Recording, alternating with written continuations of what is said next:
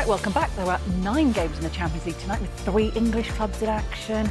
I am joined by Dougie Critchley, our very own European football expert, to take us through it. We're going to talk about the English clubs in just a moment.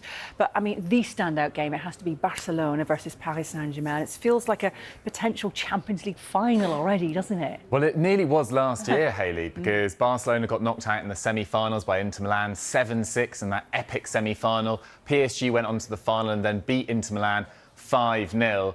Barcelona have been really impressive so far this season. They're already 1 point clear of Real Madrid at the top of La Liga, and they've got a really solid record at home. They've scored at least 3 goals in 6 of their last 7 home matches, and they've scored 75 goals in the last 17 Champions League home matches as well. So this is a handsy flick side that are just so clicking into gear at the start of this season. PSG, meanwhile, are aiming to be on the first side in Champions League history to win 3 games in a row by 4 goals or more. They beat Atalanta in matchday 1, 4-0. They beat Inter Milan 5-0 in that Champions League final. They also beat Barcelona 4-1 on both their last visits in 2021 and 2023. So they go there with a fair amount of confidence, as it points out there.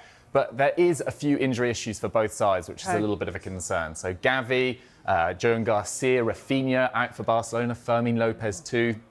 As for PSG, coming off a massive season last year where they played over 60 games, going to the Club World Cup, they didn't have a pre-season, and there's been a few injury issues for them at the start of this season as well. Ousmane Dembele's out, Desiree Doué, Kavisha Kvaratskhelia came off against Auxerre at the weekend. Jai Neves is likely to miss this game too as well. So what could have been a real blockbuster clash, and it still will be thoroughly entertaining, I would have thought.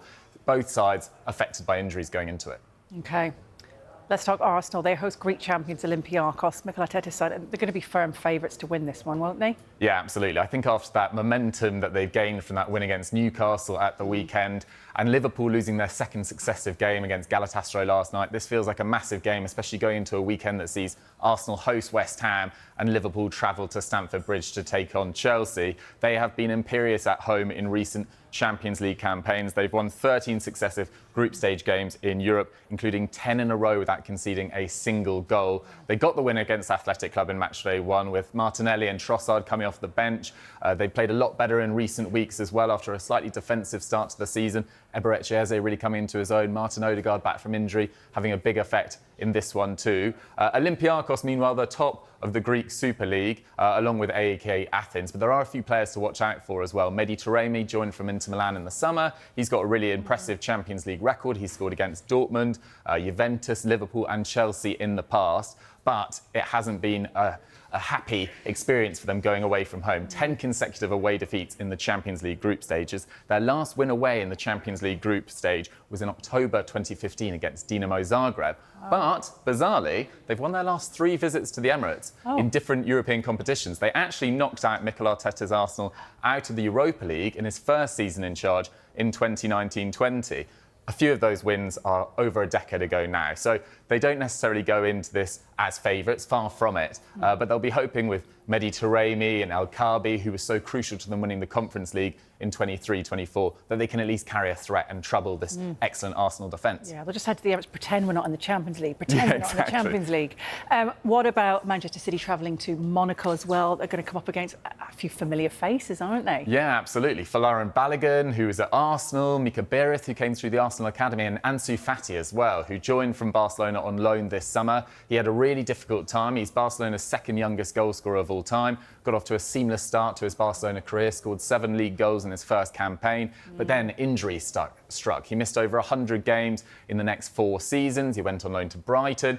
He's now at Monaco, and he started on an absolute fire. He scored 4 goals in 97 minutes of action. And you look at Takumi Minamino as well, Balogun, there's definitely a threat there, but they have been very susceptible at the other end as well. They've scored 14 in Ligue 1, but they've conceded 10. They lost to Lorient this weekend as well, and they lost to Club Brugge in their opening game. So Man City, with Haaland on screen right now, absolutely brilliant at the start of this season. Strong favourites. OK. Do we focus on Newcastle United? We, of course, want to talk about them as well. They lost their opening game, didn't they? to Barcelona. They'll be hoping to pick up 3 points this time against Union Saint-Gilloise this evening. Yeah, they're under a little bit of pressure, mainly because their results rather than the performances at the start of this season haven't been great. They've only won one game in the Premier League. They obviously lost against Arsenal at the weekend in very dispiriting circumstances as well. They lost their opening game against Barcelona thanks to that double from Marcus Rashford. But tonight against Union Saint-Gilloise, they've got a great opportunity to get a win. The main player to watch out from a USG perspective is Promise David, a Canadian striker who'll be hoping to link up with Jonathan David at next summer's World Cup. He's got off to a brilliant start and scored over 20 goals for them last season as well. So hopefully with Nick Voltemade getting off to a strong start, Malik Thiaw playing very well against Arsenal at the weekend as well, there's enough good feeling that they can get a win tonight against USG. Yes, so much to look forward to. There we go. Right, thank you very much. Pleasure. Indeed.